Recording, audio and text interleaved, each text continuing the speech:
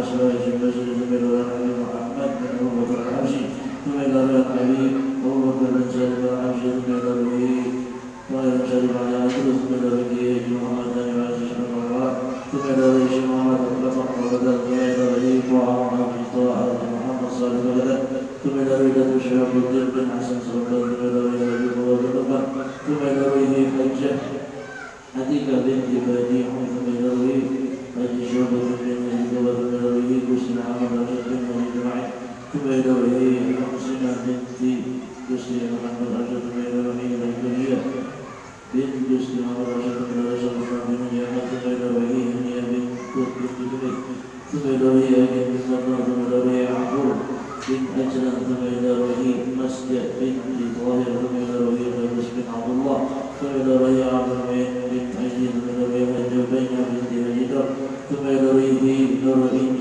هجي بشرى ثم إلى رئيس مسجد بن يبي ثم إلى رئيس رضية بنت يبي ثم إلى رئيس بن مسجد ثم إلى رئيس أبو أجل بنت أسنى ثم إلى رئيس أربعين بنت عبد الله ثم إلى رئيس مسجد بن أنس ثم إلى رئيس بن عبد الله بن سعد بنت سيف ثم إلى رئيس بن علي بن مسلم ثم إلى رئيس مسلم بن عمرو علي ثم إلى رئيس جابر بنت هجر ثم إلى رئيس جابر بن أحمد ثم إلى رئيس رسول الله بن جمالية ثم إلى رئيس رشيد بن محمد كدري ثم إلى رئيس الدوري بنت سلمة ثم إلى رئيس عمر بنت جبردين ثم إلى رئيس جهرمة بنت عبد الله ثم إلى رئيس نور حياة بنت محمد ثم إلى رئيس محمد سفيان بن بيان الأعجمي ثم إلى رئيس سفيان بن محمد سفيان ثم إلى رئيس رحمة بنت عائشة ثم إلى رئيس فاطمة بنت الشهباني ثم إلى رئيس عارف بن ذرة ثم إلى رئيس معمر ثم إلى رئيس محمد بنت نبي ثم إلى رئيس علي بن أرشد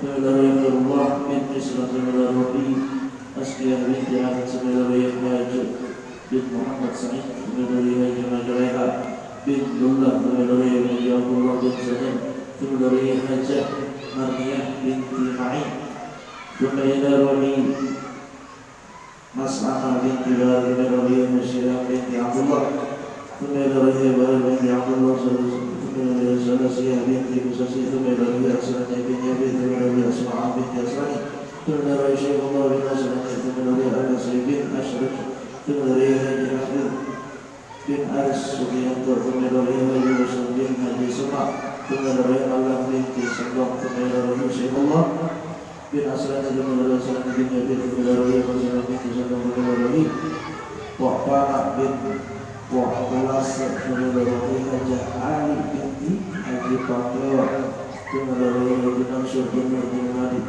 ثم إلى رئيس بن ثم أعوذ بالله الرحيم شهد الله رب الفاتحة أعوذ بالله من الشيطان الرجيم بسم الله الرحمن الرحيم الحمد لله رب العالمين الرحمن الرحيم مالك يوم الدين إياك نعبد وإياك نستعين اهدنا الصراط المستقيم صراط الذين أنعمت عليهم غير المغضوب عليهم ولا الضالين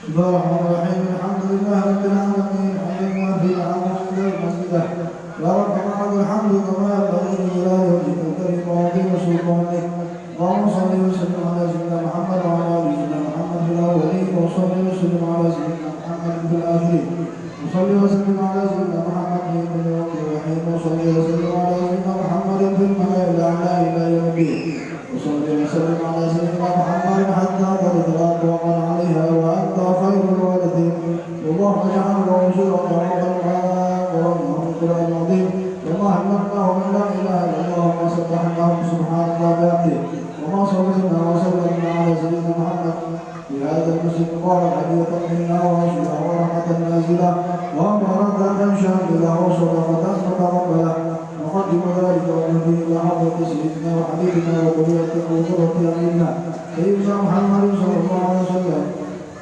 ثم إلى أرواح آبائه وإخوانه من الأنبياء والمرسلين وآل كل منهم الصحابة القرابة والتابعين وتابع التابعين ومن تبعهم بإحسان إلى يوم الدين ثم إلى أرواح الأئمة الأئمة المجتهدين ومقلدهم والمقلدين في الدين والعلماء العاملين الفقهاء والمحدثين والقراء والمفسرين والسادات الصوفية والمحدثين أينما كانوا وأينما حملت روحهم من مشارق الأرض إلى مواردها بل بها وبعدها ثم إلى روح سيدنا المهاجر والرحمة بن عيسى وابنه وعبد الله وإلى روح البقيع وكان محمد بن علي وعلى وصوله وكرمه والمقدم الثاني سيدنا محمد بن محمد أسلم والثلاثة عشر من يسجدون إليه ثم إلى روح الحبيب محمد بن عبد الرحمن العباس والشيخ علي بن عبد الله بارك والحبيب عبد الله بن علاء بن محمد الحداد والحبيب محمد بن حسن العباس والحبيب علي بن حسن العباس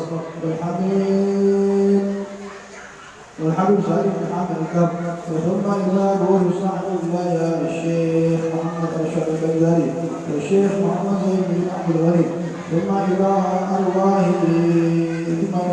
من جاء بالقصد أن الله يرحمه ويرحمه ويسكنه من رحمته ووالدينا ومن خاصة بالنعمة وعلى سيدنا أمه أوصل لهم أن ذلك منا إليهم اللهم اجعل فعلاك لهم من النار وستره حجابا لهم من النار وبراءة لهم من العذاب اللهم اغفر لهم وارحمهم وعافهم واعف عنهم واجمعنا وإياهم في دار كرامتك ومستقر رحمتك ومحل أوليائك الذين أنعمت عليهم من النبيين والصديقين والشهداء والصالحين وحسن أولئك رفيقا ذلك الفضل من الله ربنا اغفر لنا ولإخواننا الذين سبقونا بالإيمان ولا تجعل في قلوبنا غلا للذين آمنوا ربنا إنك رؤوف رحيم اللهم يا محول الأحوال حول حالنا والمسلمين إلى أحسن حال بحقك يا عزيز يا متعال الحق مولى جلالك هؤلاء الرجال ربنا آتنا في الدنيا حسنة وفي الآخرة حسنة وقنا عذاب النار